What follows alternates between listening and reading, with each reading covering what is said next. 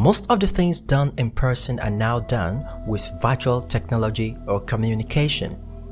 No thanks to the restriction of movement and social distancing measures necessitated by the COVID-19 pandemic. So it's not that virtual communication or technology is new to us. It is only gaining more traction as more and more options become available. All it takes is having the right devices, mostly mobile phones and laptops, and of course, a very good internet connection. With these, business meetings and conferences are held virtually, taking advantage of the free platforms like WhatsApp Video, Skype, Zoom Meeting, Facebook Live, Google Meet, and GoToMeeting, which is on the premium side.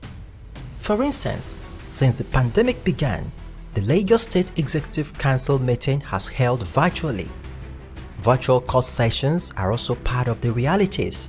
Well, very much so. It is on the positive side because now a lot of people have had to adapt and communicate online. They communicate their offerings online. Most people now that would have had to do seminars or conferences or big physical events have now had to do them online. We've heard about a couple of weddings that have been convened using Zoom and similar platforms. And so yes, everyone now wants to be on new media and see how that can work. We have the churches who have been unable to meet so far, but are now having to largely stream their services online. They've been streaming online before, but now this has been the only option for a while.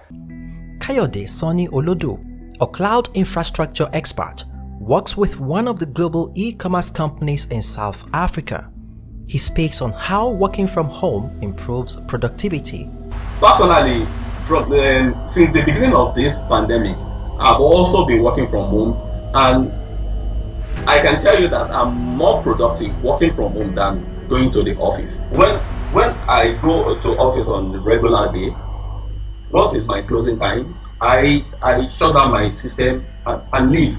But when I'm working from home, I found out that I even do extra hours. After my closing time, I still stay like an hour, 2 or 3 hours extra.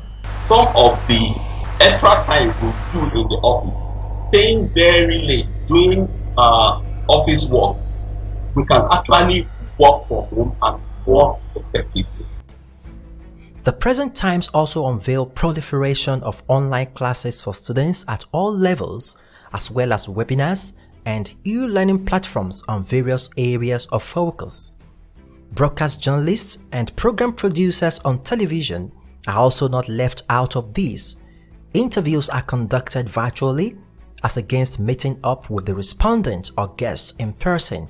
Well, journalism and journalists have no other choice than to conform with the new normal right now. A couple of years back, if you had told producers or even engineers that you needed someone to Skype onto your show or Zoom into your show right now, you probably would have been speaking Greek back then. But everybody now is using all of those tools and many more. Even WhatsApp videos now are being used for reports, for news items, for Skyping into shows and all of that. I think we are gradually latching on to that idea, traditional and social media, working together. And I think this is a plus for us. It also helps us to also abide with all of the health regulations out there, because journalists are not immune to COVID-19.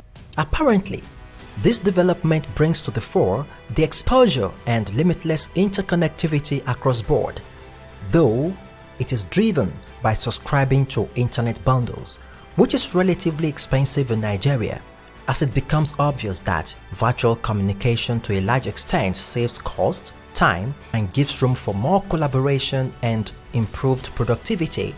There is high probability that even after the COVID-19 era, more people will continue to take advantage of the offerings of virtual communication, and hopes are there that internet connection in this part of the world will improve. Seyifunmi Olatide, LTV News.